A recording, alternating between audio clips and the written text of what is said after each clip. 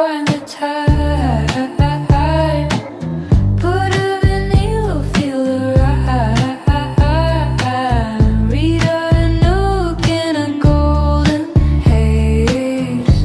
In true stars, the sweetest face. Dusty shells. Aloha, humanos. ¿Cómo van esas ajetreadas vidas? Yo esperando a ver si en 2026 se nos activa un poco el gen de la dignidad colectiva y se les acaba el chollo a todos esos que han confundido un cargo político con forrarse, lucrarse, venderse y hacer teatro en lugar de ponerse a currar. A esos burócratas que nos esquilman para sus caprichos privados mientras nos dejan desprotegidos, vendidos, desamparados, jugando incluso con nuestra salud y nuestra vida. Set on, spin it slow. Memories hum where the needle goes. Este post sale días después del accidente de tren de Adamuz y sale ahora precisamente por respeto a las víctimas, a sus familias y también para evitar que el sensacionalismo y la sobrecarga de información que brota a borbotones cada vez que ocurre una desgracia colapsen. Soy la primera en alzar la voz y pedir responsabilidades a quien corresponda, pero hay tiempo. Como sociedad nos iría mejor trabajar la memoria y la templanza, y no tanto la inmediatez y la prisa, porque la prisa solo conduce al olvido, y olvidamos demasiado, y así nos va. ¿Dónde han quedado las responsabilidades del tren a media distancia que se envió directo a un incendio en Vejís el 16 de agosto de 2022? No voy a decir nada radicalmente nuevo, porque todavía hay que esperar. No para conocer los motivos técnicos del accidente, eso llegará, sino para que cuando lleguen tengamos la perspectiva necesaria para cuestionarlos y ahondar en las causas reales, porque estamos acostumbrados a que se tape todo, a que se diluyan responsabilidades a base de mentiras, manipulación o simplemente dejando pasar el tiempo hasta que el tema caiga en el olvido. Sing a secret song. El caso de Angrois también sirve de precedente, ya que faltaban los sistemas de seguridad RMTS, propicios para que hubieran prevenido dicho accidente del Albia con 80 fallecidos. La cuestión es que olvidamos, y así nos va. Crackles like the rain, each pop a heart. Las noticias se tapan unas a otras, se buscan tragedias nuevas, preferiblemente fuera de España, para mantenernos entretenidos, enfrentados, como perros enfurecidos, mientras aquí nada cambia. Sigue funcionando la vieja táctica de la zanahoria y el burro. Guess it don't rewind the time. En este post no quiero entrar en el debate político partidista ni centrarme en versiones oficiales o titulares ajenos. Quiero hablar desde mi propia experiencia, porque lo verdaderamente lamentable es que ya existía un borrador en este humilde blog sobre el estado del transporte público en este país. Un sistema que se está desmoronando ante nuestros ojos, en parte por nuestra propia pasividad. No soy pitonisa ni vidente, pero mi experiencia como viajera habitual del AVE, el Hablo, Albia y Rodalías ya apuntaba a que esta infraestructura traería problemas graves en 2026. Llevo viajando en AVE desde 2015 y concretamente el trayecto Cataluña-Málaga. Normalmente una vez al mes, salvo más o menos de 2019 a 2022. 10 años observando, sintiendo y viviendo un deterioro progresivo que no es subjetivo, es físico. La primera vez que viajé al sur fue hasta Granada, en aquellos trenes conocidos como borregueros, cama, coche, cierta bohemia, pero pronto empecé a circular en AVE. En 2015 el AVE funcionaba muy bien. Cataluña-Málaga era en 5 horas 45 minutos. El tren era suave, estable, podías leer, apoyar la cabeza en la ventanilla y dormir. Había una buena cafetería, podías moverte con seguridad y sobre todo había fiabilidad. Un retraso de más de 15 minutos implicaba la devolución total del importe. España presumía de alta velocidad y con razón. 10 años después, en 2024 y 2025, el AVE ya no es un tren de alta velocidad, sino un tren a alta velocidad. Billetes casi duplicados de precio, retrasos de más de 40 minutos y la eliminación de las compensaciones. ¿Por qué? Porque ni siquiera pueden alcanzar la velocidad para la que fueron diseñados. En muchos tramos apenas superan los 200 km por hora. Apoyar la cabeza en la ventanilla, tomarte un café tranquilo en la mesita desplegable, leer o dibujar, todo eso pasó a formar parte del pasado, debido al temblor constante del tren. Un temblor fuerte, incómodo, que no te dejaba ni descansar ni concentrarte. Ir a la cafetería suponía una auténtica aventura, porque aunque soy una persona atlética y con bastante buen equilibrio, el zarandeo del tren hacía que fuera avanzando a trompicones, dándole con el culo a todos los pasajeros sentados a lo largo del vagón hasta llegar al bar. Ver al personal de la cafetería era un espectáculo digno de mención. La mayoría de las cosas se caían de los estantes y con tanto traqueteo, su trabajo se convertía en una auténtica odisea. No era una incomodidad puntual, era algo constante, trayecto a trayecto. En esos 10 años no estaba acostumbrada a llegar siempre tarde, ni a ver la poca velocidad que llevábamos, ni a sentir ese temblor tan persistente. Pero para colmo, en 3 o 4 ocasiones, pasada la altura de Córdoba, nos quedábamos parados entre 20 y 30 minutos. Y no era por el enganche o el desenganche habitual de los trenes que se dividen hacia Sevilla o Málaga. Porque si no recuerdo mal, eso ocurría más adelante. Era en mitad de la nada.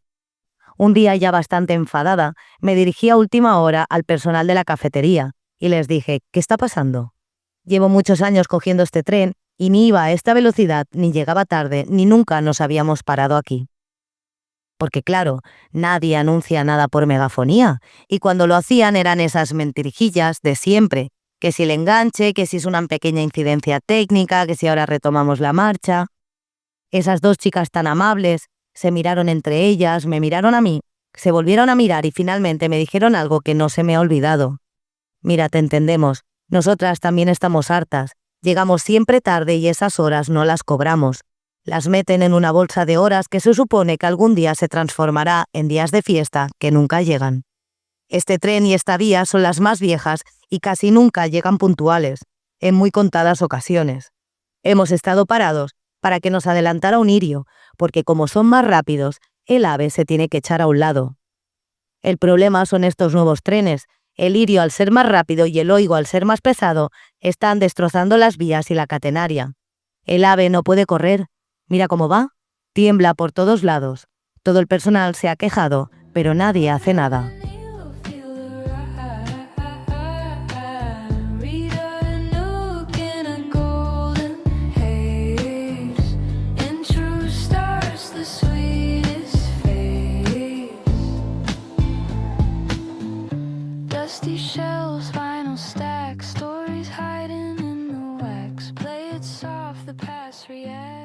Me volví a mi asiento entre enfadada, preocupada y reflexiva, y también compadeciéndome del personal, porque estar ahí dentro viajando con esa información da de todo menos seguridad. ¿Cómo puede ser que un AVE tenga que apartarse para que otro tren más rápido pase? Esto no es ni la M30 ni la AP7. Coordinar trayectos, salidas y llegadas no debería ser tan complicado. Si el irio va más rápido, que salga antes o que salga después. Pero no es normal que los trenes vayan pisándose por las vías. Es de vergüenza. Desde la liberación del mercado de la alta velocidad y la llegada de nuevas compañías, se ha pasado de 5 trenes al día a casi 25 o más. Y es de pura lógica. A más trenes, más desgaste, más mantenimiento, más revisiones y más personal. Pero claro, esto es España. Me hace cierta gracia, por no decir otra cosa, cuando algunos alertan con dramatismo: cuidado, si llega a la derecha todo se privatizará, será el fin, todo será privado. ¿Así? ¿Y qué ha pasado bajo gobiernos que se autodenominan de izquierdas, con la sanidad, la educación o el mantenimiento de las infraestructuras que antes pertenecían directamente a DIF? Porque la realidad es que gran parte de esos servicios se han externalizado, es decir, privatizado. Hoy en día, tanto la cocina en residencias, hospitales y colegios, como los servicios de lavandería, están en manos de empresas privadas que ganan concursos públicos a base de presentar la licitación a la más baja, la más barata. Y ya sabemos lo que eso significa: peor calidad, peores condiciones laborales y un servicio claramente deficiente. El problema no es solo la privatización, que también, sino la tacañería estructural, mientras impuestos y billetes no dejan de subir. Escatimar en bienestar, en salud o seguridad para ahorrarte unos euros, mientras otros se los gastan en lujos o privilegios, tiene consecuencias. Y luego nos preguntamos por qué pasan estas cosas. En relación de nuevo con el AVE, en otra ocasión de más de 40 minutos de demora, hablé con el chico que empujaba el carrito de la cafetería. ¿Otra vez parados? ¿Pero esto es normal? Hasta tal punto debía estar harto que soltó el carrito y se sentó a mi lado. No puedo más. Mira cómo va este tren dando bandazos. Creo que me cogeré la baja. Me duelen las piernas porque trabajar así es inaguantable. El maquinista acaba de bajar la velocidad porque es que no aguanta el tren. Mira cómo tiembla. Cada día llegamos tarde. Son las vías y la catenaria, que ya no dan más de sí. Se han quedado maltrechas con la llegada de más trenes y más viajes. Recuerdo que ese mismo día llamé a mi pareja, a mi madre, y se lo dije también a las amigas que vinieron a recogerme a la estación. Hablamos de la precariedad de todo, de cómo se estaba dejando caer un sistema entero, y dije en voz alta que si nadie hacía nada, 2026 lo inauguraríamos con una desgracia a gran escala. Con un drama de verdad. Y qué pena. Qué jodida pena siento de que se haya cumplido. No es videncia ni clarividencia, es observar durante 10 años algo que usas de forma habitual y ver su deterioro progresivo. Es hablar con quienes trabajan a bordo, escuchar lo que dicen y pensar un poco. Alarmista me decían, y mira, lo que pasó no fue un accidente aislado, fue el resultado de muchas pequeñas negligencias acumuladas durante años, normalizadas trayecto a trayecto, retraso a retraso, silencio a silencio. Read a nook in a golden haze. In true stars, the sweetest face. Dusty shells, vinyl stacks, stories hiding in the wax. Play it soft, the past reacts. Desde que supe la noticia estoy realmente triste y conmocionada. Puedo recordar a todos los pasajeros que he ido viendo a lo largo de estos años. Ancianos, gente joven con sus hijos, bebés, animales de compañía. Son vidas.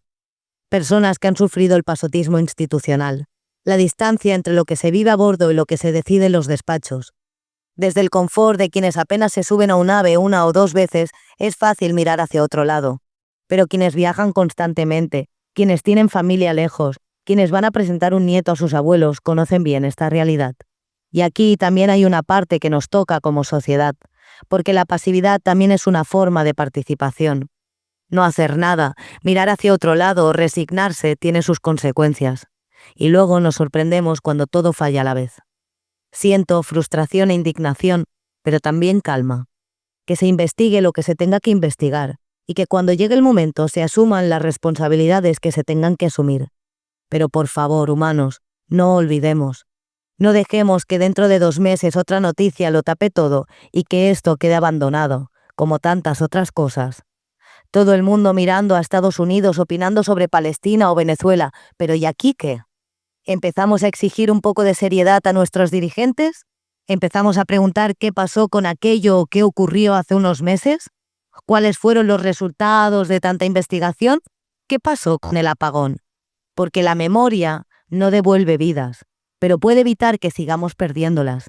Y la memoria, aunque incómoda, también es una forma de cuidado y de hacer política.